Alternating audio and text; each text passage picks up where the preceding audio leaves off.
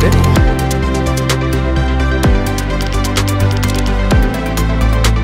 JJ20 est une société d'événementiel et de communication créée en 2014 avec 3 cofondateurs. On est frères, on a fait le même cursus. En 2013, on a fini, on est rentré à Bamako avec un Master 2 en management et développement commercial.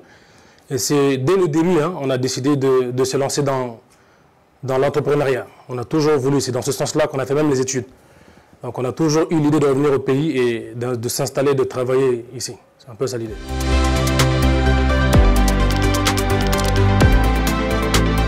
Honnêtement, au début, ça a été compliqué pour nous. Parce que, comme pour chaque entrepreneur, ça, le côté financement n'est pas forcément facile. Dieu merci, nous, on a eu un accompagnement, que ce soit de la famille ou des proches, qui a fait qu'on a pu au moins se développer et avancer dans ce sens. Mais le vrai côté qui est difficile dans l'entrepreneuriat, surtout au Mali, c'est qu'il n'y a pas de financement. Les institutions de finance sont très difficiles, très accessibles pour le financement. Ce qui fait que nous, comme beaucoup de gens, ça a été un frein pour nous. On a commencé vraiment en fonds propres. Ouais. Vraiment en fonds propres. Et toujours, jusqu'à là, ça fait bientôt 10 ans, on est toujours en fonds propres. On n'a jamais eu de financement. Jamais eu de financement, c'est vraiment privé de tout, de salaire, vraiment de se faire plaisir pour vraiment être là aujourd'hui. On peut dire grâce à Dieu, on est là aujourd'hui.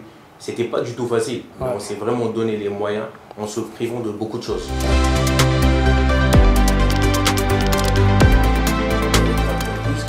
Oui, et là on prévoit de faire des salles de réception.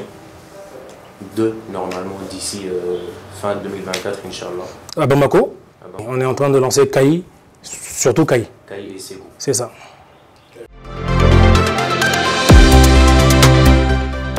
De ne jamais lâcher. C'est surtout ça, la détermination, c'est important. En fait, le courage, moi je dirais la créativité. Ne pas faire comme tout le monde en fait. Toujours innover. Et toujours, le plus important dans tout ça, c'est oser.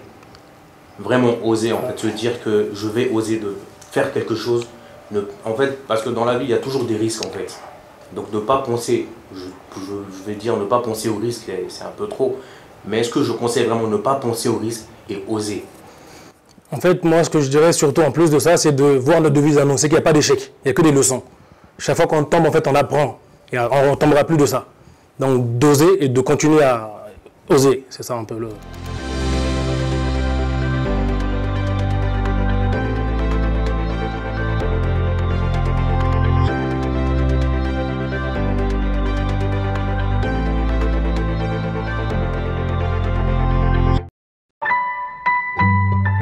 Orange.